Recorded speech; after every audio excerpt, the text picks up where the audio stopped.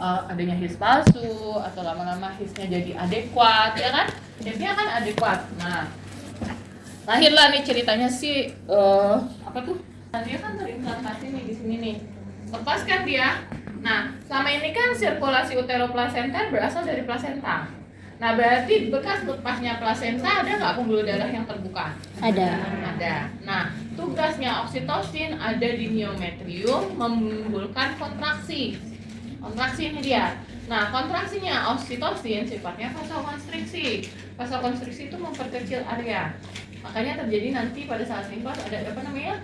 Involusi uterus. Yang mana uterusnya semakin lama semakin mengecil. Karena pengaruh siapa? Oksitosin. Nah, proses di kala 4 pasca plasenta lahir pun begitu. Jadi dia pembuluh darah adanya di sini nih kan, ada jonjot-jonjot ini yang desidua basalis gitu ya. Nah, di tengah-tengah sini keluarlah si arteri uterina. Nah, adanya oksitosin itu tugas dia ngejepit, ceret kan vasokonstriksi ya, memperkecil kayak pompa gini nih, kayak ke pompa begitu gitu. Lama-lama dia kecil. Lama-lama kejepitlah si arteri uterina. Di kala 4 itu prosesnya. Jadi ketika plasentanya lahir, kontraksinya bagus kan, kita pastiin ada kontraksi ya kan. Nah, itu langsung kejepit lah si arteri uterina. Seret. Nah, akhirnya darah kan yang sisa-sisa yang udah ada di dalam rahim kan keluar tuh, jadi bentuk stosel kita keluarin. Nah, desidua basalis kan nanti kalau udah nggak didarahin ngelepas, namanya lokea. Jadi lokea tuh bukan karena pembuluh darah yang ada di dalam uterus tuh masih kebuka, tidak. Tapi pembuluh darah di uterus itu sudah mengecil, menjepit, dan dijepit oleh adanya oksitosin. Nah, kalau karena trauma berarti tidak kehadiran kalau karena tonus berarti kan karena ototnya tidak bekerja. Nah, kalau ototnya mau bekerja harus ada oksitosin. Berarti entah karena oksitosinnya kurang atau dia kelelahan. Paham nggak? Kalau capek kan Anda mending tidur, gitu kan? Kalau nggak capek kan jalan ke PRJ, main gitu kan? Ototnya berfungsi gitu, bekerja. Saya sambil duduk ya. Nah, jadi selama ototnya bekerja, oksitosinnya ada, maka dia akan terus menjepit. Akhirnya nggak ada darah yang keluar. Makanya itu kontraksinya bagus dan uterusnya menjadi keras. Nah, kalau nggak ada oksitosin, si otot nggak akan bekerja. Nah, kalau dia nggak akan bekerja atau dia kelelahan, stop dia begini. Akhirnya kita pegang apa?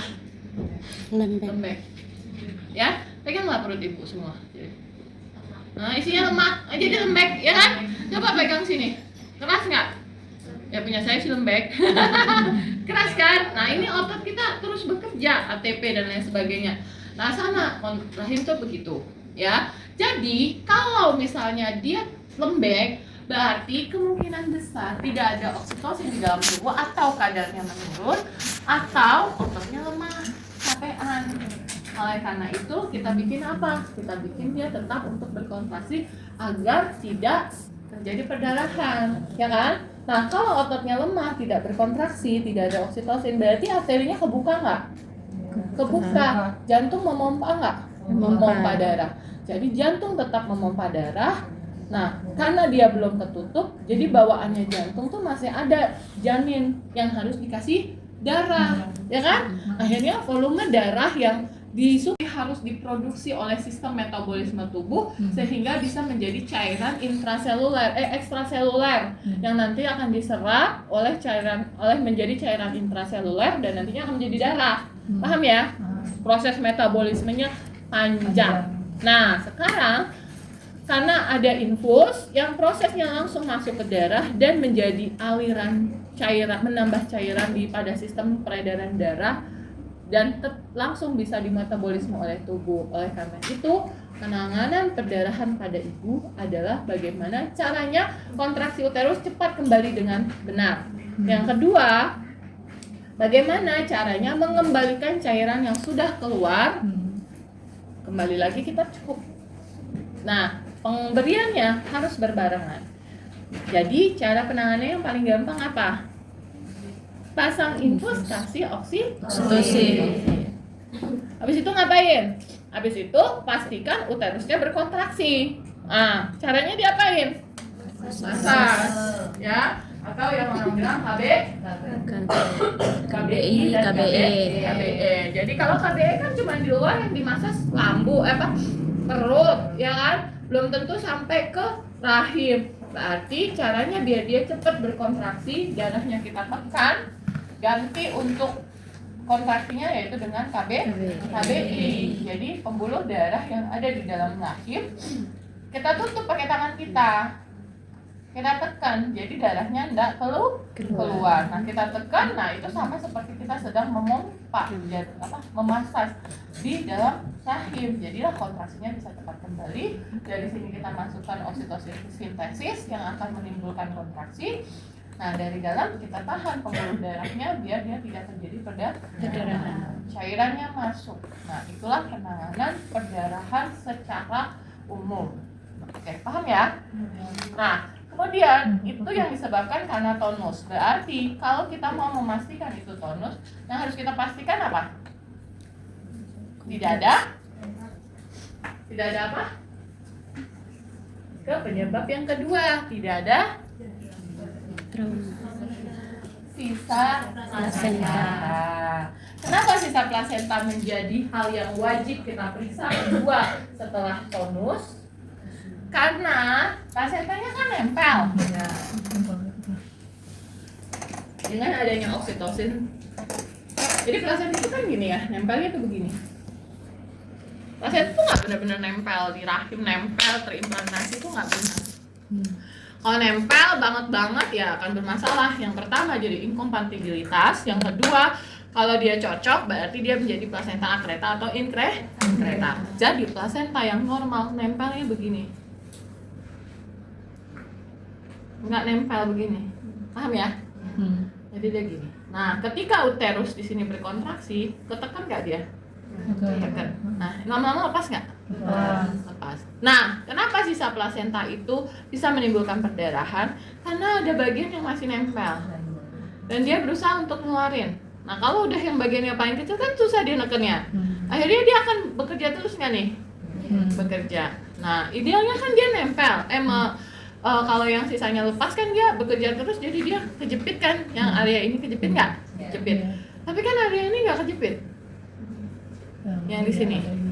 Paham nggak? Jadi arterinya, arteri uterina tetap menghasilkan darah nggak? Kirim darah. Akhirnya darahnya numpuk lah di sini. Paham ya? Jadi kan perdarahan. Nah, terus lama-lama kalau udah begini kita begini lama-lama ibu capek nggak? Capek. Akhirnya lemes nggak tuh?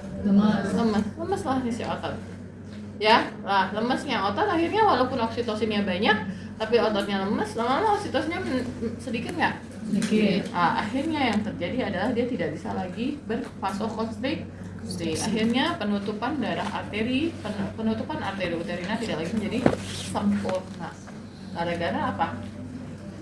Sisa plasenta yang sedikit. Jadi pastikan tahapan yang kedua penanganan perdarahan adalah pastikan tidak ada sisa plasenta. Karena kalau ada sisa plasenta, sudah pasti plasenta tidak lahir lengkap. Yang kedua, tonusnya tidak baik.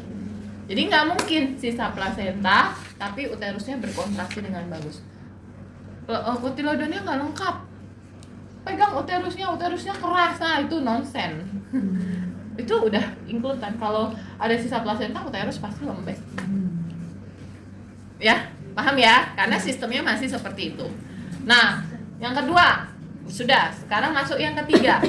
Dikontraksi sisa plasenta lahir lengkap. Oke, fine. Selaput juga lengkap, nggak ada yang ketinggalan. Dieksplorasi rahim kita ya kan? Oh bersih, tidak ada stosel. Kontraksinya bagus. Tapi ada perdarahan. Kemungkinan apa? Robekan jalan lahir. Nah, robekan jalan kita udah belajar ya. Yang kemarin saya masuk hekting, ya kan?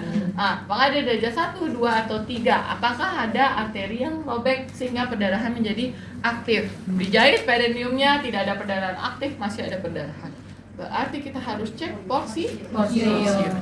Ini saya ajarin cara ngecek porsio seperti apa. Terus klaim, rujuk. Kontraksinya, penanganannya tetap nggak penanganan perdarahan? Tetap. Kenapa begitu? Nah, ibunya butuh cairan. Dan oksitosin berapapun yang masuk ke dalam tubuh ibu itu tidak akan memberikan efek karena oksitosin itu hormon baik, ya, dan oksitosin yang banyak bisa merangsang produksi prolaktin. Jadi nggak akan ada punya efek samping kalau ibu kasih banyak-banyak oksitosin. Justru akan memberikan hasil yang baik. Uterus berkontraksi dengan bagus, ASI jadi banyak. Oke? Jelas ya? Nah, setelah trauma, akhirnya masih perdarahan, kontraksi baik, ada robekan jalan lahir, plasenta lahir lengkap, tapi dia masih terus berdarah. Nggak berhenti-berhenti sampai kita stres, banyak banget keluar darahnya, udah kita apain tahu. Kemungkinan besar penyebabnya adalah trombin.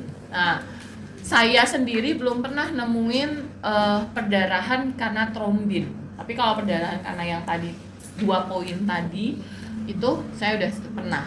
Perdarahan yang karena atomia dan perdarahan yang karena sisa plasenta. Nah, kalau trombin tiba-tiba darahnya tuh kayak air keran bocor. Kayak pipa keran air lepas. Langsung wur keluarnya. Nggak bisa kita apa-apain tuh, kayak kontraksinya bagus, oksitosin pasang, cairan infus pasang, darahnya gitu. Udah langsung tutup, ibunya rujuk SPGDT-nya jalanin sama yang lain. Ya, itu trombin. Kemarin saya bimbing mahasiswa di Palembang. Hari Minggu. Ketemu sama pasien tidak pernah kontrol dan lain sebagainya. Sebenarnya to be honest ya, salah satu, nggak usah direkam ya, salah satu yang bikin KBI. Jadi kalau mau melakukan KBI maka kandung kemihnya nggak boleh penuh. Kalau KBI kandung kemih penuh, apa yang terjadi? Trauma, raktus urinarisnya jadi trauma. Ya kan lahirnya udah kecil gini ya kan segini nih, langsung kan pada saat bayi lahir kan plasenta lahir, lahirnya jadi kecil langsung segini kan, bukan 10 cm dong. Ibu masukin tangan ibu ya segede gabung ini, ya kan, segede kepala. Ya tangan saya kecil, ada emak-emak yang gemuk tangannya gede gitu kan, masuk. Nah kalau vesika urinarinya penuh, maka bisa terjadi trauma traktus urinari. Jadi pastikan kandung kemih kosong. Kemudian kandung kemih yang penuh itu bisa menahan segmen bawah rahim, karena ketika rahimnya besar gini, di segmen bawah rahim itu adalah kandung kemih. Jadi kalau kandung kemihnya penuh, kan dia di dalam simfisis pubis. Nah kalau dia penuh kayak gini nih kan, ini misalnya ini vesika urinari. Di sini kan segmen bawah rahim ya, SBU-nya. Dia akan menekannya tidak ke depan, karena di depan kan tulang. Dia nekannya ke belakang. Jadi SBU-nya ketekan. Kalau SBU-nya ketekan, maka darah tidak bisa keluar.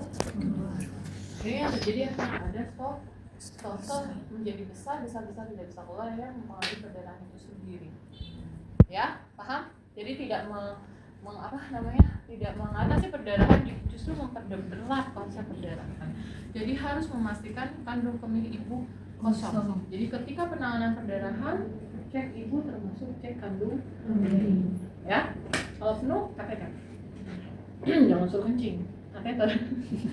Nah, kemudian tahapannya harus tetap ABC, airway, breathing, circulation. Ada 3 penolong, ya, 3 penolong. 1 penolong utama, 1 penolong kedua untuk menolong ibu berada di sisi kiri ibu untuk membantu penolong pertama melakukan tindakan. Penolong yang berikutnya adalah mengurus inform consent kepada ibu dan keluarga serta membantu untuk mengurus bayi dan menangani surat-surat keperluan terkait rujukan. Jadi pembagian 6 tangan adalah seperti itu. Oke? Kalau kita cuma ada 2 bidannya kan minimal 4 tangan loh Bu, boleh ya kan? Berarti yang 1 tangannya siapa? 1 tangannya adalah keluarga. Ya, jadi yang penolong utama menginstruksikan penolong kedua dan menginstruksikan keluarga. Prinsip yang pertama adalah ABC, airway. Pastikan dia bisa sadar kalau airway tidak ada sumbatan, sadar, dan dia tahu siapa diri dia. Kalau dia udah nggak tahu, dipanggil nggak nyaut, berarti dia sudah masuk pada shock. Yang kedua adalah breathing. Pastikan pernafasannya bagus, tensinya bagus, nadinya bagus. Nah, terus ketiga adalah circulation. Circulation pastikan sirkulasinya bagus, berarti pasang infus. infus. Jadi first time Anda harus minta tolong. Ya, karena kan kalau perdarahan kita nggak tahu ya. Tolong ada perdarahan. Siapa yang mau jadi penolong kedua? Kamu aja. Tolong ada perdarahan, ya kan? Nah, penolongnya apa ini dia? Langsung instruksikan yang satu cek tanda-tanda vital, yang satu langsung Anda instruksikan pasang infus. Ya, misalnya bidan A, ayo kamu tensi, pastikan ibunya sadar. Tolong ada perdarahan. Oke, penolong satu panggil ibunya. Ibu siapa? Ibu siapa? Ibu Ani. Oke, ibu ini perdarahan ya, saya mau tolong ya. Ya, berarti kan dia sadar, tidak dalam kondisi shock. Oke, yang ini tensi dulu. Tensinya berapa, nadinya berapa? Oh, tensinya rendah, nadinya cepat, dia ada gejala shock. Ya, jadi langsung pasang infus. Kalau tensinya normal, nadinya normal, pernafasannya berapa? Kalau pernafasannya kurang dari 20, maka pasang oksigen 5 sampai 10 menit. Ya, jelas ya, itu namanya airway dan breathing. Sekarang kita circulation masuknya. Oke, tensinya 120/80, tidak punya resiko hipertensi. Nadinya 88 kali per menit. Berarti normal ya semuanya. Berarti kita boleh instruksi penolong kedua kasih RL atau MA. Bebas ya. Jadi suruh, baik kalau gitu asisten penolong satu Niken tolong pasang infus 1000 ml dengan oksitosin antara 20 sampai 40 unit. Kalau nanti ibu ujian langsung sebut aja 20 unit. Pasang oksitosin 20 unit break di guyur atau tetesan 60 tetes per menit. Kalau cairannya habis, maka langsung ganti 1000 ml dengan 10 atau 20 unit oksitosin dengan tetesan 40 tetes per menit. Ya, artinya tetap diguyur. Terus kita ngapain? Pastikan kandung kemih kosong, cek plasenta lengkap atau tidak. Plasenta lengkap. Nah, berarti kita pasang langsung melakukan KBI.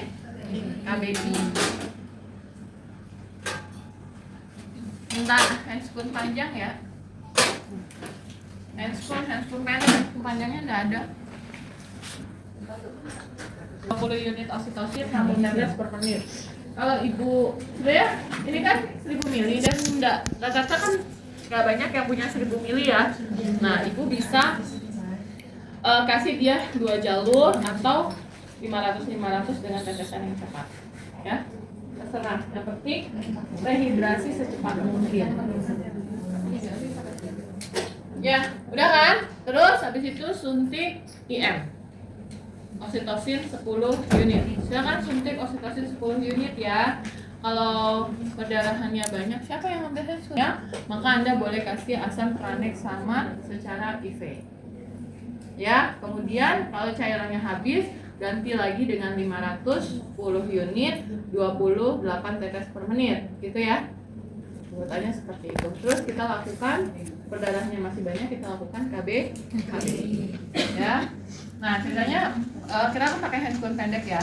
Pastikan kandung kemih kosong. Jika tidak kosong, maka kita lakukan kateterisasi. Ibu, kandung kemihnya penuh ya. Saya kateter dulu ya. Dari kateter, udah semua dikosongin. Boleh ibu tekan, ibu pencet untuk kateternya dilepas, atau boleh ibu tetap lakukan pemasangan kateter dengan green bag. Kemudian habis itu pastikan plasentanya lengkap. Asisten cek lagi ulang plasentanya lengkap atau tidak, ya. Nah, mana handscoon panjangnya? Gak berhenti ya. Sekarang saya mau masukin tangan saya ke dalam rahim ibu untuk bantu nekan perdarahannya biar nggak tambah banyak, ya. Asisten boleh dikasih asam tranexamat ya, 1 ampul secara IV. Baik, ini tangan secara obstetrik, kelihatan nggak ya? Pegang. Tangan secara obstetrik masuk ke dalam. Ini ceritanya handscoon panjang ya. Jangan sampai nggak pakai handscoon panjang, udahlah ibu masalah. Ya, apa namanya? Tangan secara obstetrik masuk ke dalam vagina, mencari vernix, kemudian masuk ke dalam rahim, kemudian tangan kiri sedalam-dalamnya jangkaulah si rahim, lalu ubah tangan menjadi kepala, ya, lalu tekan, ya, tekan. Jadi uterusnya jadi terlipat, ya. Sudah dia ditekan seperti ini, tunggu sampai dia berkontraksi. Lakukan KBI sampai dia berkontraksi. Kalau dia sudah berkontraksi, maka pertahankan 5 menit kemudian, ya, agar dia tetap berkontraksi. Tandanya berkontraksi adalah semakin lama semakin menjauh tangan kita. Nah, kalau dia sudah 5 menit dia tidak juga berkontraksi, maka pastikan penyebabnya yang lain, ya, seperti sisa plasenta atau cairan yang di dalam kita boleh dia eksplorasi, kemudian atau robekan jalan lahir, atau kalau misalnya semuanya sudah disangkal, maka lakukan rujukan untuk kemungkinan terjadinya proses hysterektomi, ya. Nah, sudah selesai nih, dia sudah keluar, sudah berkontraksi, ya, sudah keluar. Oke, ibu rahimnya sudah bagus, ya, sudah berkontraksi. Kemudian observasi fundus uteri, kontraksi pada fundus uteri. Jika cairannya habis, ibu boleh maintenance dengan kembali kasih RL bisa sampai 24 tetes atau 28 tetes dengan oksitosin 10 atau sampai ke berapa? 20 unitnya. Kalau nggak berkontraksi juga, lakukan rujukan. Tetesan berapa? 28 tetes, ya? Ya. Dirujuk. Kalau maintenance ibu boleh 20 sampai 24 tetes per menit. Kalau dia tetap berkontraksi baik, maka lanjutkan hal 4. Kalau misalnya dia tidak berkontraksi dengan baik, maka rujuk.